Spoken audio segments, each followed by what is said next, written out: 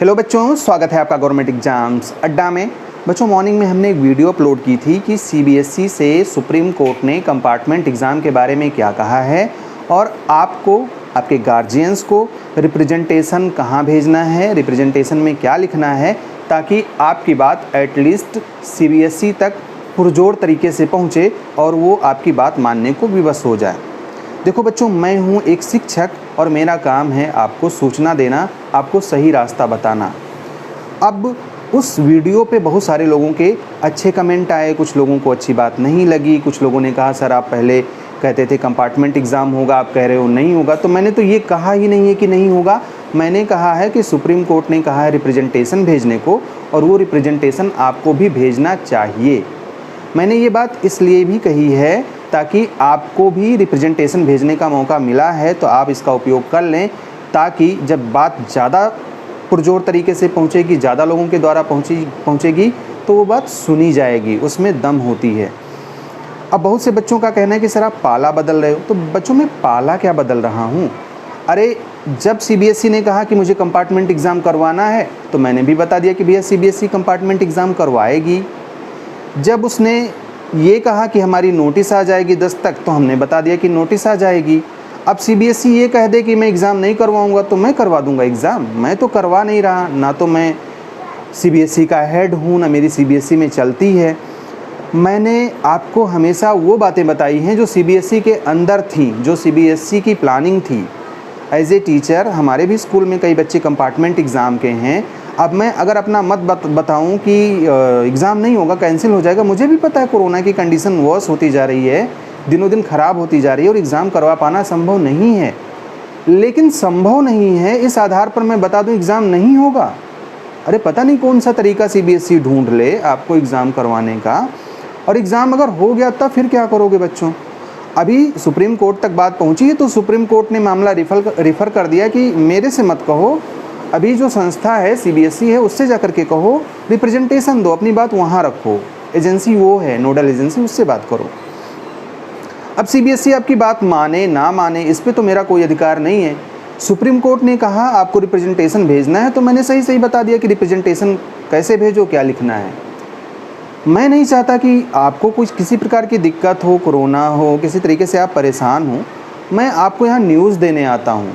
रही बात मेरे विचार की, तो मेरे विचार मायने नहीं रखते बच्चों को दिक्कत इसलिए हो रही है क्योंकि हमने अपना कोर्स बताया था कि अगर जिन बच्चों को लेना हो हमारा कोर्स ले सकते हो।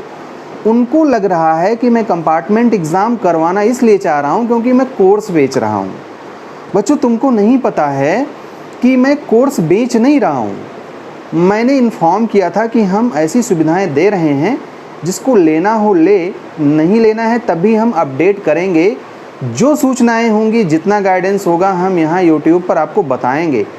आप हमारे डिस्क्रिप्शन में चले जाओ वीडियो के, और उसको अगर आप पढ़ोगे ना तो मैंने साफ किया हुआ है कि ये लेना ज़रूरी नहीं है आपके लिए। अगर आपको कोई गाइड करने वाला नहीं है तो ही आप ये कोर्स ले सकते हो। अब मैंने तो कंपार्टमेंट एग्ज़ाम की बात की थी बच्चों, लेकिन अब मैं आपको रियलिटी बता रहा हूँ। मेरे से ना सिर्फ इम्प्रूवमेंट एग्ज़ाम के लगभग 1,500 बच्चों ने वो कोर्स लिया, करीब 2200 बच्चे ऐसे हैं, 2200 से कुछ ज़्यादा ही हैं जो प्राइवेट एग्ज़ाम देने वाले हैं। अगले साल इनका एग्ज़ाम होना इम्प्रूवमेंट और प्राइवेट वालों का, और इन बच्चों ने वो कोर्स लिया है। रही बात कंपार्टमेंट एग्ज़ाम की, तो 6000 से ज़्यादा बच्चों ने इनरोल करवाया, विश्वास पे करवाया। कंपार्टमेंट एग्ज़ाम नहीं होगा तो उनका भी फ़ायदा हो जाएगा, एग्ज़ाम देने से बच जाएंगे। लेकिन मैंने किसी पे फोर्स नहीं किया है, आप पे भी फोर्स नहीं किया, आपने तो नहीं ख़रीदा ना। और जो अपडेट देने का काम है वो तो मैं कर ही रहा हूँ। अब अगर सीबीएसई कहती है कि एग्ज़ाम करवाना है तो मैं बता दूंगा करवाना है। अब अगर हमारे स्कूल में कोई मीटिंग होती है, कोई नोटिस होती है, उसमें प्लानिंग बनती है, तो वो प्लानिंग इम्प्लीमेंट हो पाएगी कि नहीं, वो लागू हो पाएगी कि नहीं, ये तो भगवान जाने, भविष्य में छुपा हुआ है।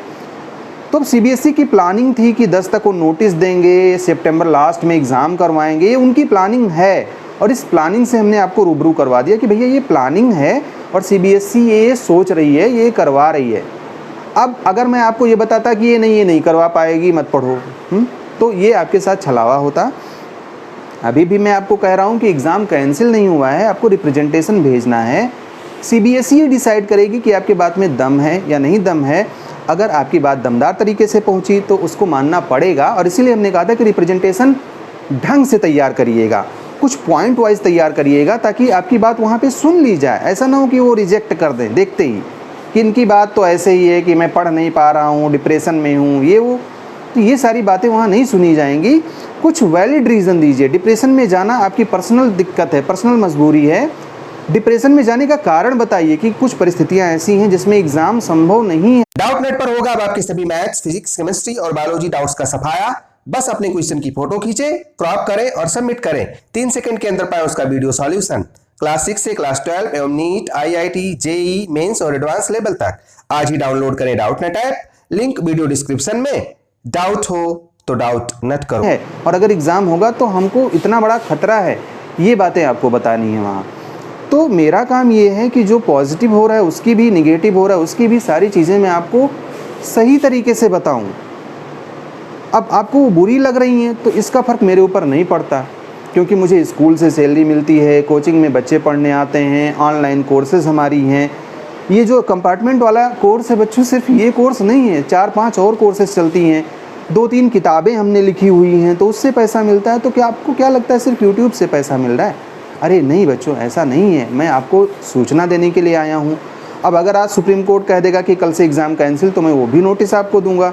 CBSE कह देगी कि नहीं मुझे एग्ज़ाम करवाना है, या CBSE की मीटिंग में कोई निर्णय हुआ, हमारी मीटिंग में कोई जानकारी इनको मिली, तो मैं पहले आपको सूचित करता हूं कि आप तैयार रहो, आपकी पढ़ाई बेकार ना जाए। अब कुछ बच्चे ऐसे हैं जो हमारे गाइडेंस में 8-8 चैप्टर पढ़ चुके हैं, प्राइवेट वाले तैयारी शुरू कर चुके हैं, इम्प्रूवमेंट वाले तैयारी शुरू कर चुके हैं, तो अब किस किस को आप रोकोगे?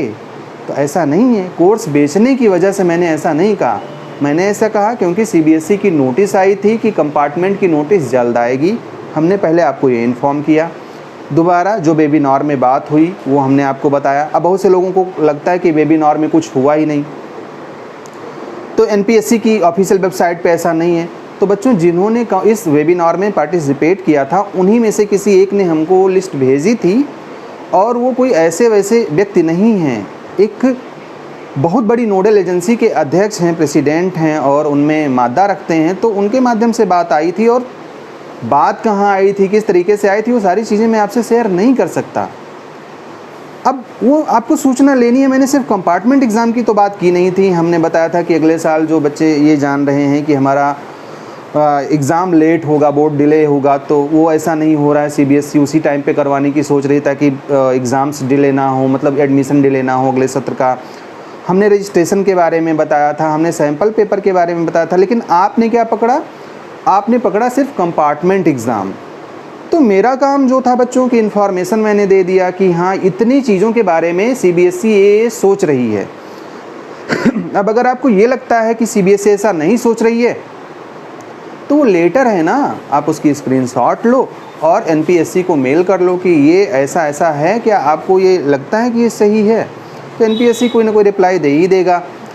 और अगर आपको फिर भी लगता है कि नहीं, videos are fake, I am fake guy, I am not giving you correct information, then why are coming on this channel? You can leave it.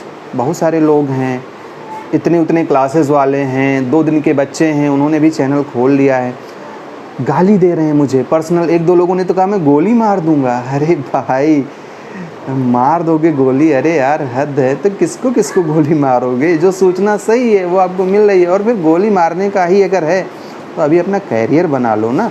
और मुझे गोली मार दोगे, इन क्लासेस को, उन क्लासेस को, इन वाले यूट्यूबर को, क्योंकि उनके 4 लाख यूट्यूबर हैं, उन्होंने बच्चों को गुमराह किया, उनको गोली मार दोगे। उनके 1.5 लाख हैं, उनको। अरे ये सब बेतुकी बातें हैं, इन सब के चक्कर में मत आओ, अपना कैरियर संभालो बच्चों। और अगर आपको लगता है कि ये सूचनाएं सही नहीं है तो मत देखो ना।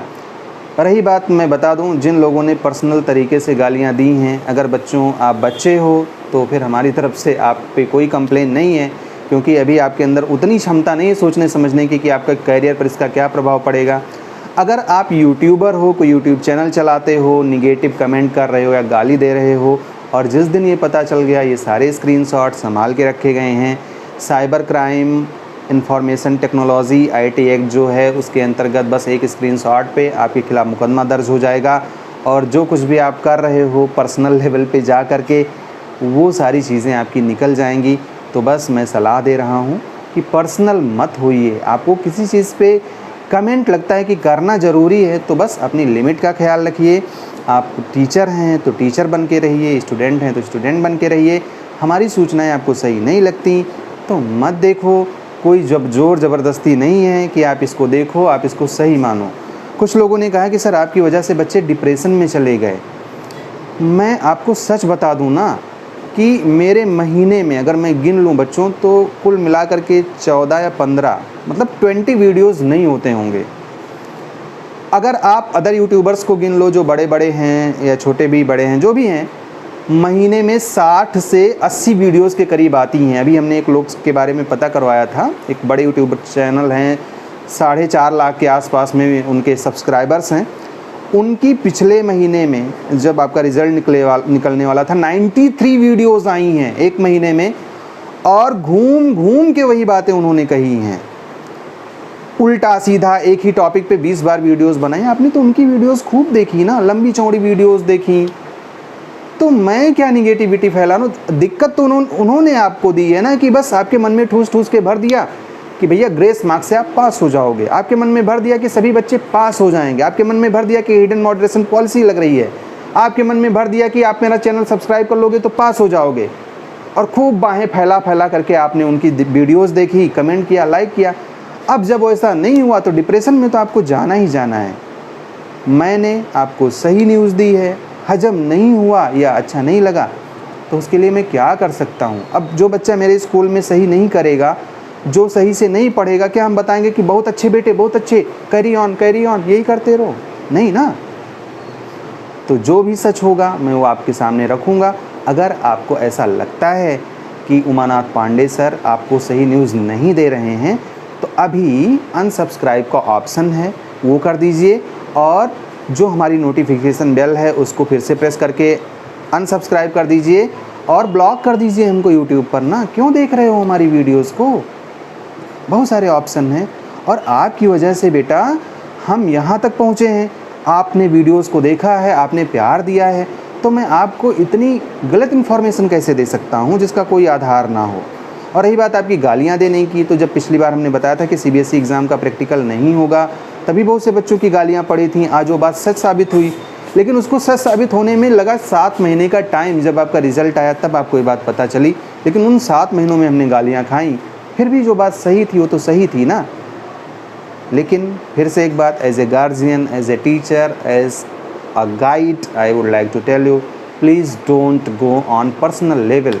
I am your teacher, I am your guide, I am your friend, I am your philosopher. Whatever you can understand me, I am there to help you only. I am not here to earn money. However, all the YouTubers has the aim to earn money from YouTube, but I would like to tell you that this is not the only source of income of mine. So I always try to give you correct information, whether you can digest it or not. It's my duty to alert you on time. If you can digest it, it's very good. Otherwise you may be in trouble in future. So that's all. Thank you for watching this video.